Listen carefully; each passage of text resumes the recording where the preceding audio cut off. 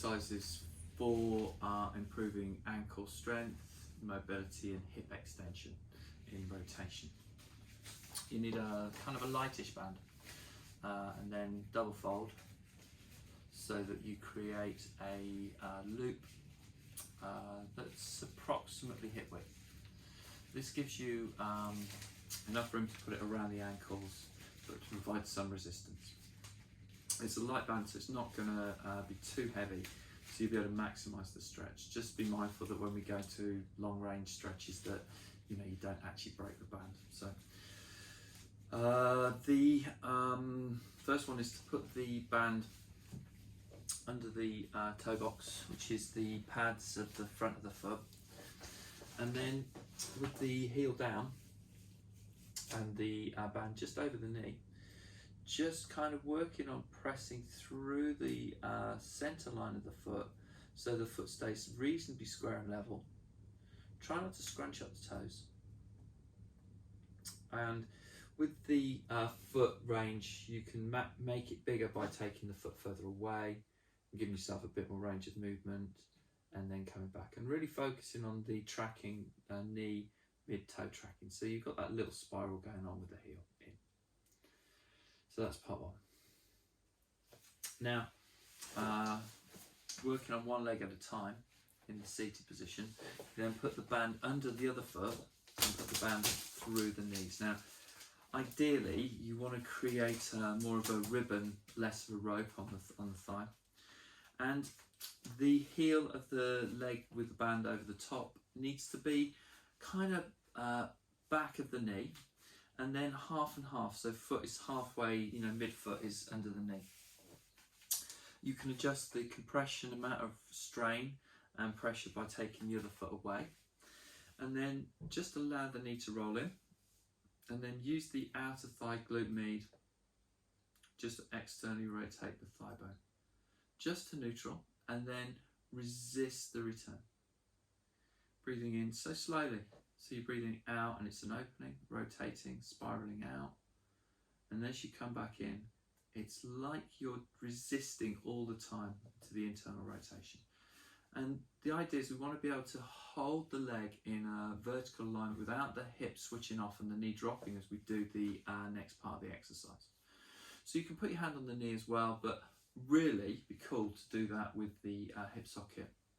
And then thinking about the knee coming straight up into the air, the ankle staying straight under the shin, and the heel spiraling a little bit at the end of range. Keep the toe box nice and square and flat, and then releasing back down. And again, getting enough tension in the band that as you go up and down, you're having to work through the glute med, the back of the hip on the outside edge, and it feels like there's some effort going into the shin behind, the muscles behind the shin.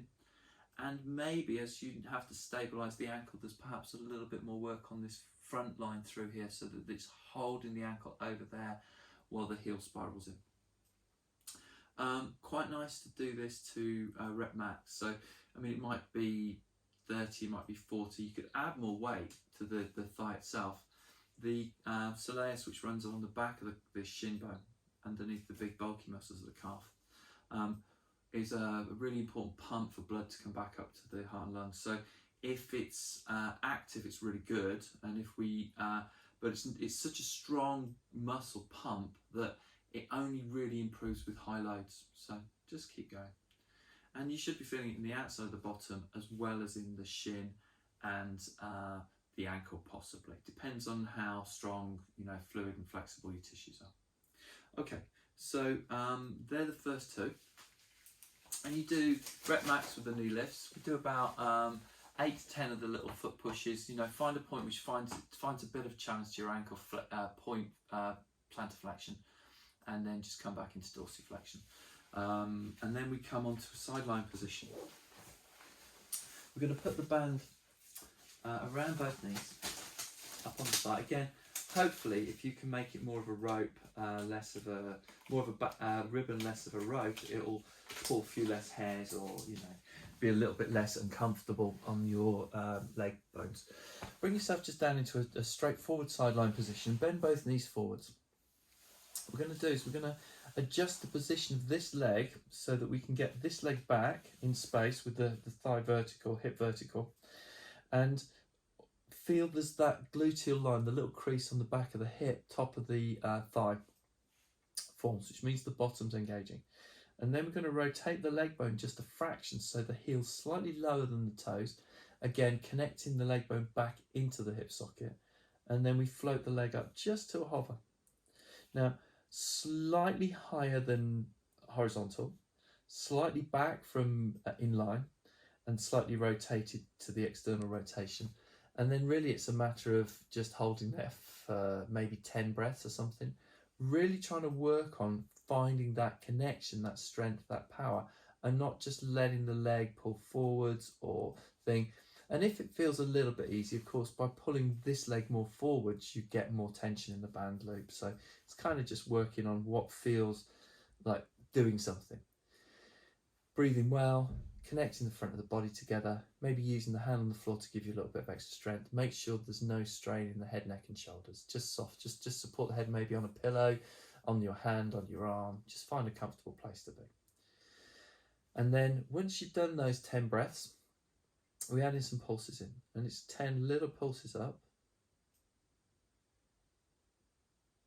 and then 10 little pulses back.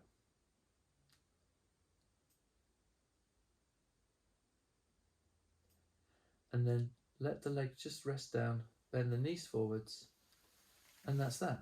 Now you could repeat that a couple of times, so you'd have like maybe 20, 30 seconds rest between, and then you go straight back into that position. Find all of those points, the gluteal activity, the little bit of external rotation, the vertical pelvis, the hand in front, rib cage on, and then just holding again for another 10 breaths. And then the pulses again, up and back. Okay, I hope that makes sense.